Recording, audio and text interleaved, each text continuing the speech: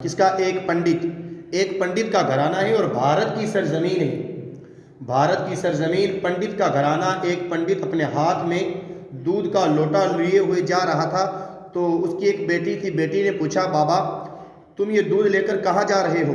तो उसके बाप ने उस अपनी बेटी से कहा, बेटी मैं ये दूध अपने भगवान देवता को चढ़ाने पिलाने के लिए जा रहा हूँ। तो बेटी ने पूछा, बाबा तुम रोज़ाना सुबह सुबह दूध लेकर जाते हो और वही दूध का कटोरा लोटा तुम वापस लेकर आ जाते हो, क्या तुम्हारा भगवान इस दूध को पीता नहीं? बेटी ने क्या कहा? बेटी ने कहा, बाबा तुम दूध लेकर जाते हो वही वापस लेकर आ जाते हो, क्या तुम्हारा भगवान इस दूध को पीता नहीं? बाप ने जब अपनी बेटी की बात सुनी तो कहा, बेटी मैं ये दूध लेकर जाता हूँ और दूध जब लेकर जाता हूँ तो अपने भगवान के ऊपर चढ़ा देता हूँ, चढ़ा कर आ जाता हूँ, जो कुछ बचता है वो वापस लेकर आ जाता हूँ। अब जब बेटी ने ये सुना तो बेटी ने कहा, बाबा कल मैं जाऊंगी भगवान के पास, आप मुझे भेजना, मैं अपने देवता के पास जाऊंगी, दूध का लोटा लेकर मैं जाऊंगी और अपने भगवान को दूध पिलाकर आऊंगी। बेटी ने कहा, मैं अपने भगवान देवता को दूध पिलाकर आऊंगी। बाप ने कहा, बेटी तू चली तो जाना, मैं इजाज़त देता हूं, तू चली जाना, लेकिन इस बात की जिद ना कर कि तू उसे दूध पिलाकर आएगी। बाप ने बेटी को इजाज़त दे दी। अब बेटी जब निकली, हाथ में लोटा लिया दूध का, निकली, अपने भगवान के पास गई, देवता के पास गई, सामने दूध रख दिया और कहा, ए मेरे भगवान तुम इस दूध को पी लो। दूध का लोटा भगवान के सामने, उनका जो भगवान उनके सामने दूध का लोटा रख दिया, देवता के सामने दूध का लोटा रख दिया और कहा, ए मेरे भगवान, ए मेरे देवता तुम दूध को पी लो। काफी देर तक इसरार करती रही वो लड़की, बोलती रही, लेकिन वो बेजान पत्थर की मूर्ति, उसके अंदर कोई जान नहीं, वो कहाँ दूध पीने वाली थी। उस लड़की के काफी देर तक इसरार करने पर, बोलने पर उसने कोई दूध का लोटा ना पिया। लड़की जब परेशान हो गई, परेशान होकर लड़की ने कहा, ए मेरे भगवान, ए मेरे देवता, अगर तुम इस दूध को नहीं पियोगे, इस दूध के लोटे को नहीं पियोगे, तो मैं आज इस सनम के पत्थर के ऊपर अपने सर को पटक पटक कर अपनी जान दे दूंगी। या तो तुम दूध पी लोगे या मैं अपनी जान देकर खत्म हो जाऊंगी। अब लड़की ने जब ये कहा तो कहने के बाद लड़की ने दूध के लोटे को साइड पर रखा। रखने के बाद अपने सर को उस सनम के पत्थर के ऊपर मारना शुरू कर दिया। लड़की का सर फट गया, खून निकलने लगा। जब लड़की के सर के अंदर से खून निकल रहा था तो लड़की रो रही थी, आह आह की आवाज निकल रही थी, लड़की को तकलीफ हो रही थी। तो उसी गली के अंदर से, उस भगवान जो उनका देवता था, उन्हीं की उसी गली के अंदर से, उस गली के अंदर से एक बुजुर्ग का गुजर हुआ, एक नूरानी चेहरे वाले, एक अल्लाह के नेक बुजुर्ग का गुजर हुआ, जिन्हें आज हम मोइनुद्दीन चिश्ती रहमतुल्लाह ताला अलैह के नाम से याद करते हैं, ख्वाजा गरीब नवाज के नाम से याद करते हैं। मेरे ख्वाजा का उस गली के अंदर से गुजर हुआ। जैसे ही आपने लड़की के रोने की आवाज़ सुनी, लड़की की आह आह की आपने आवाज़ सुनी, तो आप आए। आने के बाद पूछा कि बेटी तू क्यों रो रही है, वजह क्या है? तेरे सर के अंदर से खून निकल रहा है, तेरा पूरा सर फट चुका है, तू क्यों रो रही है? लड़की ने जब ये सुना तो कहा, बाबा मुझे अपना काम करने दो, आप अपना काम कीजिए, चले जाइए, मेरे काम से ताल्लुक ना रखिए।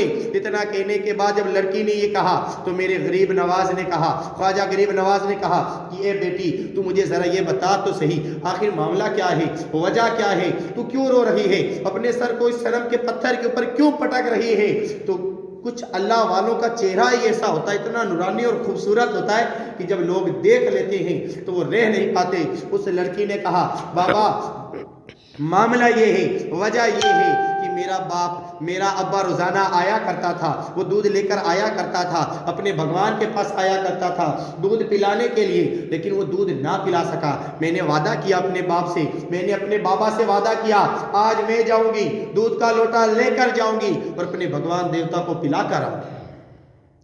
मैं दूध पिला रही हूं और ये पीता ही नहीं।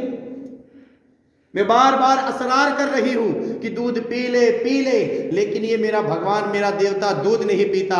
तो मैंने इस अपने भगवान से कहा कि या तो तुम दूध पी लोगे या मैं अपनी जान दे दूंगी। मैंने कहा मैं इस सनम के पत्थर के ऊपर अपना सर पटक पटक कर जान दे दूंगी या मेरा ये भगवान देवता दूध पी लेगा। अब इतना कहा तो मेरे गरीब नवाज ने उस लड़की से कहा कि बेटी क्या तुम्हारा आखिरी फैसला यही है, क्या आखिरी फैसला यही है? उस लड़की ने कहा हाँ बाबा मेरा आखिरी फैसला यही है, या तो ये दूध पिएगा या मैं अपनी जान दे दूंगी।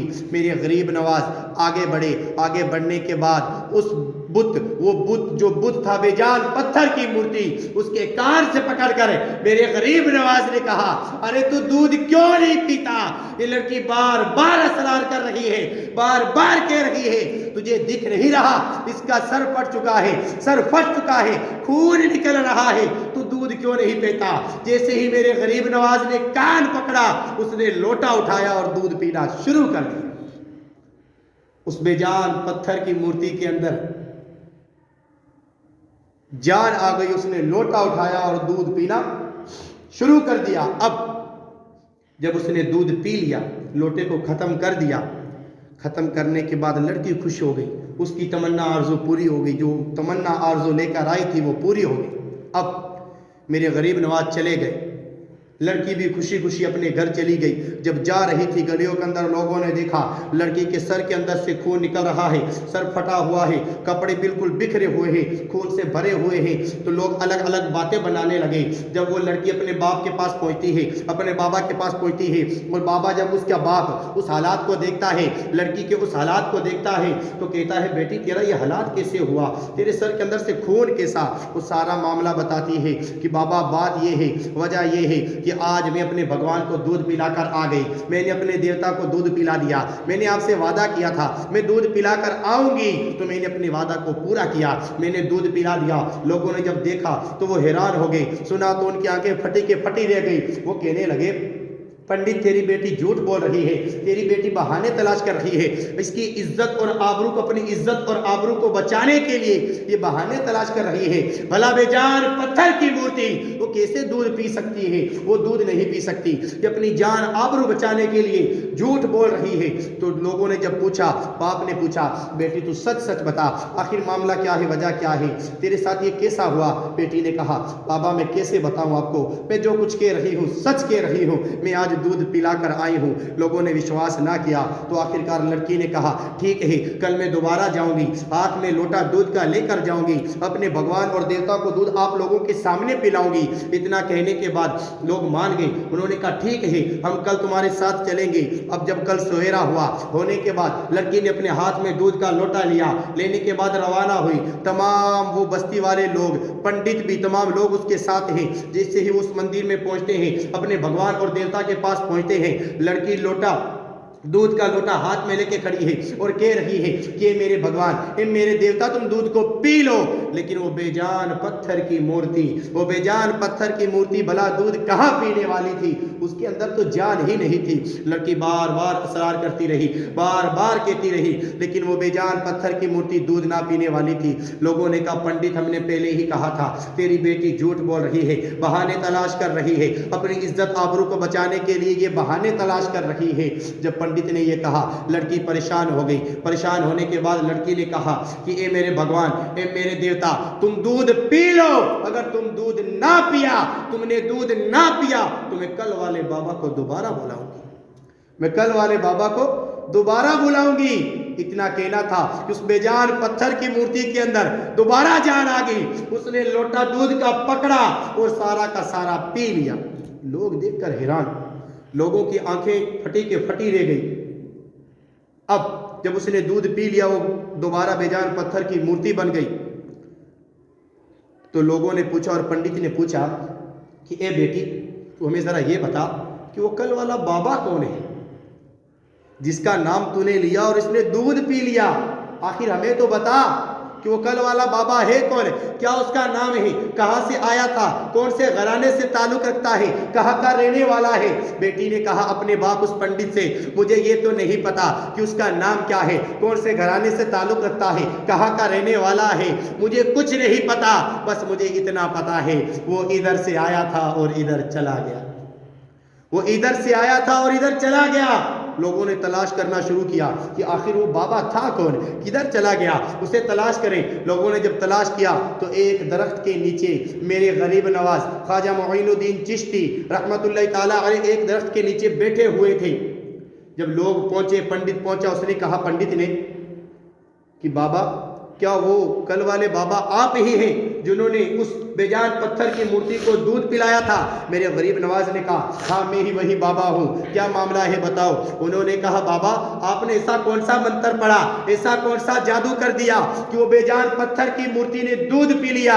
मेरे गरीब नवाज ने कहा, मैं मजहब इस्लाम से ताल्लुक़ रखता हूँ, मजहब इस्लाम को मानने वाला हूँ। वो कोई जादू नहीं था, वो कोई मंत्र नहीं था, वो तो मेरे रब का करम था, मेरे रब का एहसान था। वो तो मेरे रब का करम था कि बेजान पत्थर की मूर्ति ने दूध पी लिया। इतना जब कहा मेरे गरीब नवाज ने, तो उन लोगों ने कहा कि ए बाबा, इस मजहब के अंदर हमें भी दाखिल कर लो, हम भी कलमा पढ़कर मुसलमान होना चाहते हैं। इतना कहना था, मेरे गरीब नवाज ने उन्हें कलमा पढ़ाना शुरू किया। तो उस पंडित ने कहा कि ए बाबा, हमें बस एक बात बता दो, हमें बस एक बात बता दो, हमें ये बात बता दो कि तुम इस बेजान पत्थर की मूर्ति